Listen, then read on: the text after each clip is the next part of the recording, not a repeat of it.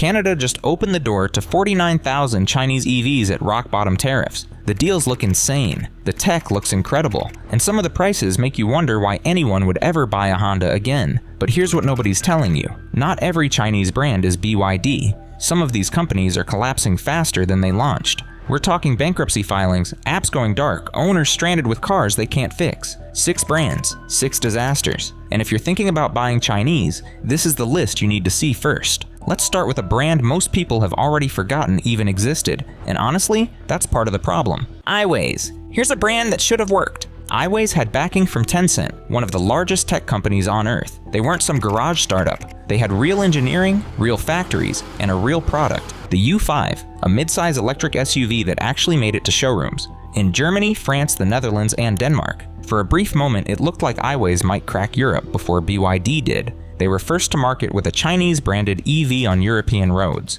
That's not nothing. And then, silence. By mid-2024, Aiways quietly exited the market. Dealers stopped receiving inventory.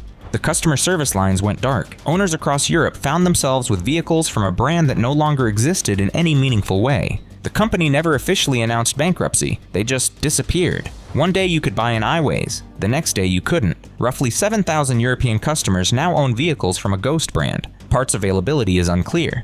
Software updates stopped. And if something breaks under warranty, good luck figuring out who to call. The Aiways U5 actually got decent reviews. Critics called it competent, affordable, perfectly acceptable for the price. That's what makes this worse. The product wasn't the problem, the business model was. Aiways tried to expand into too many markets simultaneously without the cash reserves to sustain losses during the growth phase. Classic startup death spiral. They spread themselves thin, sales never hit the targets needed to justify the overhead, and suddenly there was no money left for customer support, parts inventory, or continued operations. This is what happens when international expansion meets we ran out of money. The cars didn't fail, the company did, and if you think 7,000 stranded European customers is bad, wait until you see what happens when the number is 10 times larger.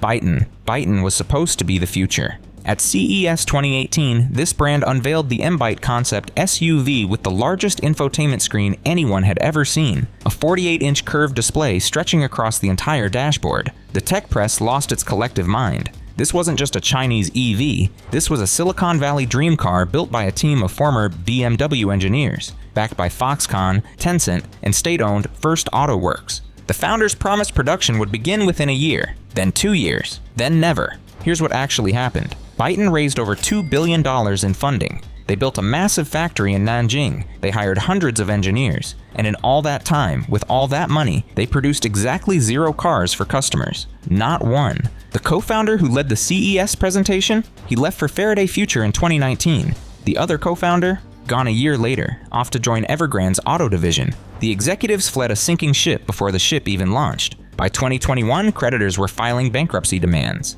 By 2022, Byton was functionally dead, a $2 billion proof of concept that never became a product. If you ever wondered why people are skeptical of Chinese EV startups, Byton is the answer. The tech looked incredible, the screens were real, the factory existed, but building a prototype and building a car company are two completely different things. Here's the thing about Byton that should scare anyone considering a lesser-known Chinese brand. This wasn't incompetence.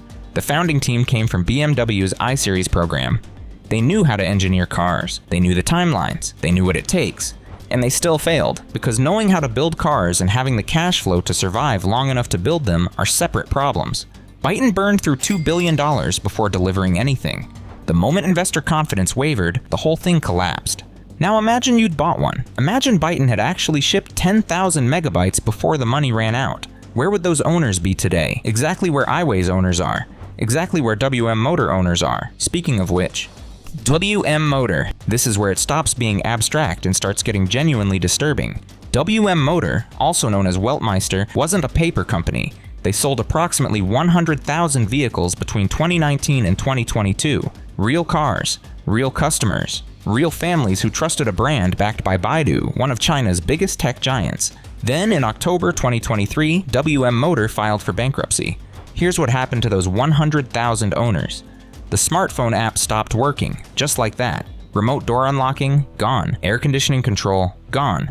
Checking your battery status and charging level, the screen just showed errors. The in-car entertainment system, which required an internet connection to function, went dark. Stereo stopped playing. Navigation froze. One owner described trying to log in and finding that the entire vehicle system had been paralyzed. WM Motor eventually apologized for the server downtime and briefly restored some services, but firmware updates, those stopped completely. The app isn't even available on Chinese app stores anymore. If you had one of these cars and didn't already have the app installed, you couldn't get it. This is the nightmare scenario that every EV skeptic warns about. What happens when your car depends on servers that no longer exist? What happens when the company that wrote your vehicle's software files for bankruptcy? WM Motor gave us the answer. You own a very expensive piece of machinery that gets worse every day. Here's what makes this especially brutal. WM Motor wasn't some fly-by-night operation. They had Baidu money, they had real engineering talent. They were considered one of the more credible Chinese EV startups for years. The EX5 SUV was actually competitive, affordable, practical, reasonably well-reviewed. But credible and sustainable are different things. When the price war in China intensified, WM Motor couldn't compete with BYD on cost or Tesla on brand recognition. Sales collapsed, cash dried up, and suddenly 100,000 customers discovered that their car's functionality depended on servers owned by a bankrupt company. The legal situation is still ongoing. Some investors are trying to sell off WM Motor's after-sales liabilities to another company, meaning another entity would take over parts, service, and software support. But that deal hasn't closed, and those owners? They're still waiting to see if anyone will take over the after-sales liabilities. Most analysts say they shouldn't hold their breath. The lesson here is simple. When you buy an EV, you're not just buying the car. You're buying into the company's ability to maintain servers, push updates, and stock spare parts for the next decade. If that company goes under, you're stuck. Now, you might think a luxury brand would be safer. Premium pricing, better margins, more runway. That's logical. It's also wrong. HiPhi. HiPhi wasn't playing the budget game. This was Human Horizons' attempt to compete directly with Mercedes, Audi, and BMW. The HiPhi X debuted with gull-wing rear doors, a rotating center console, and an interior that looked like it belonged in a science fiction movie. It cost the equivalent of $80,000 to $100,000 US. The HiPhi Y, a smaller SUV, started around $50,000. This wasn't cheap Chinese. This was intentionally, aggressively premium. And for one brief, shining moment, it worked. In early 2024, HiPhi entered Europe. They launched in Germany and Norway, targeting the exact customers who buy high-end German EVs. And then, in a Norwegian cold weather range test, the HiPhi X beat the Hyundai Ioniq 5, the Tesla Model 3, and a dozen other established EVs. It covered 522 kilometers on a single charge in freezing conditions. That was February 2024. By August 2024, Human Horizons filed for bankruptcy. 6 months from winning a prestigious cold weather test to declaring insolvency. The company's founder said they had 3 months to find new investment or shut down. They didn't find it. Here's the brutal math. HiPhi sold approximately 4,520 vehicles globally in 2022. In 2023, that number dropped to around 8,000. They were spending tens of millions on development, marketing, and European expansion, and selling a few hundred cars per month. The economics never worked. Premium pricing couldn't save them, because premium pricing requires volume, and HiPhi never had volume. Now there are owners in Germany and Norway with 6-figure vehicles from a brand that doesn't exist. Service centers are closing, parts availability is uncertain, and the software that controls everything from the suspension to the door mechanisms, who knows how long it keeps working. HiPhi tried to find rescue funding. In May 2024, a company called iAuto Group signed an agreement promising $1 billion to rebuild the team and restart production. That money never materialized. Rumors circulated about interest from state-owned giants like Chang'an and FAW. Even whispers of Saudi investment, none of it came through. The founder, Ding Lei, who came from senior positions at Ford and GM in China, told staff he'd spend 3 months looking for solutions. That was February 2024. By August, they were filing for bankruptcy. And here's what really stings. HiPhi's cars were actually good. The technology worked. The design was distinctive. Reviewers praised the driving dynamics and interior quality. This wasn't a case of a bad product failing to find a market. This was a case of a good product from a company that couldn't survive long enough to scale. For Canadian buyers, that's the scariest scenario. You might buy a genuinely excellent vehicle,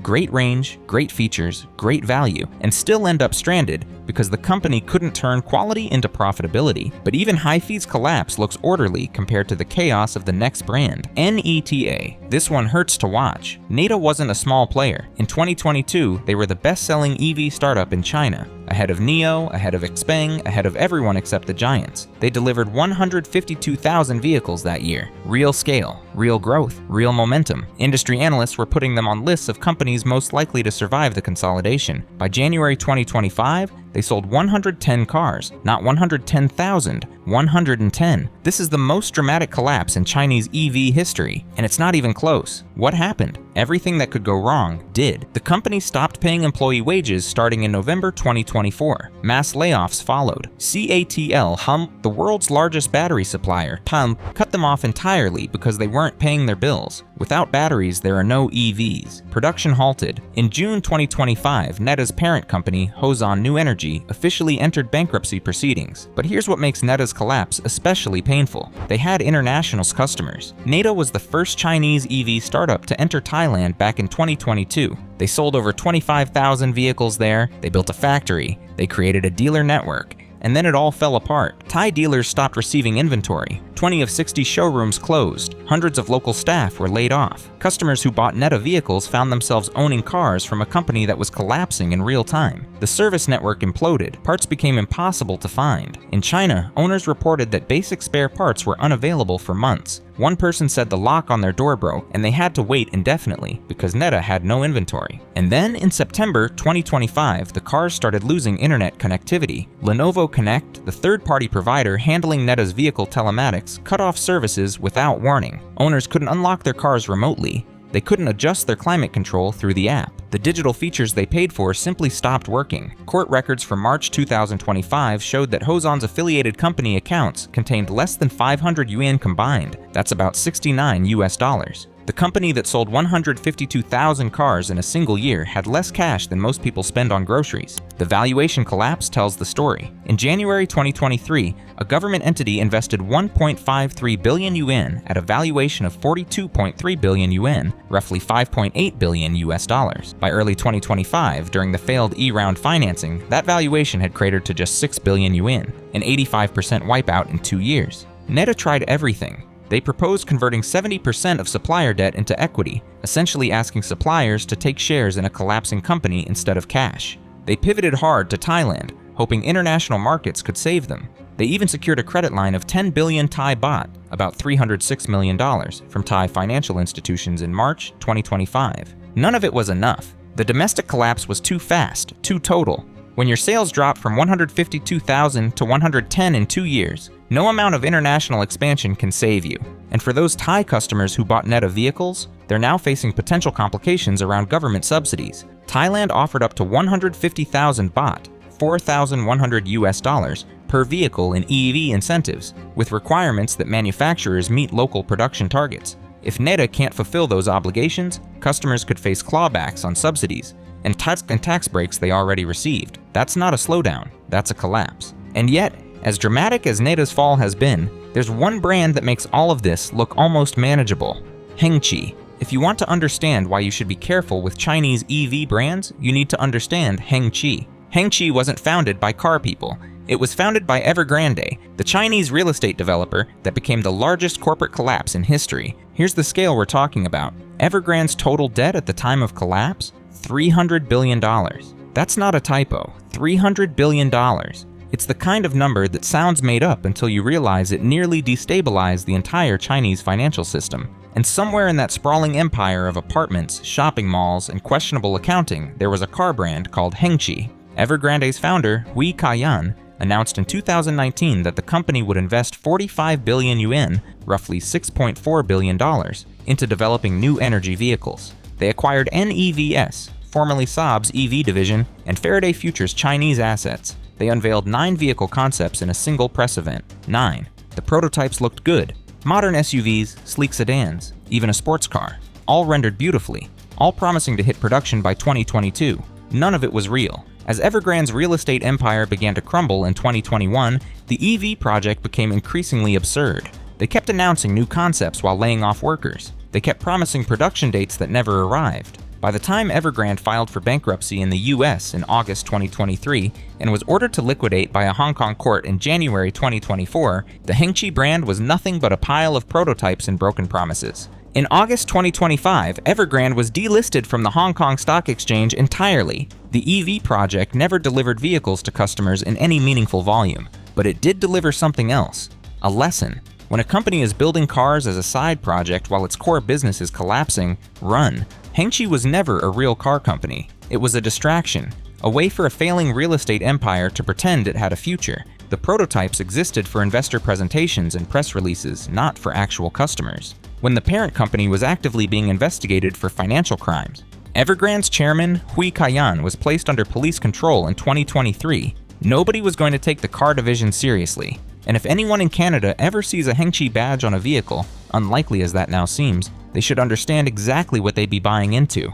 Nothing. 6 brands, 6 collapses, billions of dollars in investor money evaporated, hundreds of thousands of owners stranded with vehicles from companies that no longer exist. This isn't an argument against Chinese EVs. BYD is real. Geely is real. Chery has been around for decades. The technology works. The prices are legitimate. The companies coming to Canada under the new quota system include some of the most capable automakers on the planet. But when the 49,000 Chinese EVs start arriving in Canada, not every badge will represent a company that's going to be around in 5 years. Some of them might already be on this list by the time you're watching this. Check the brand. Check the parent company. Check if they've been paying their suppliers. Check if their apps still work. Because the worst part of buying from a collapsing brand isn't the depreciation. It's waking up one morning and finding out your car can't unlock itself anymore.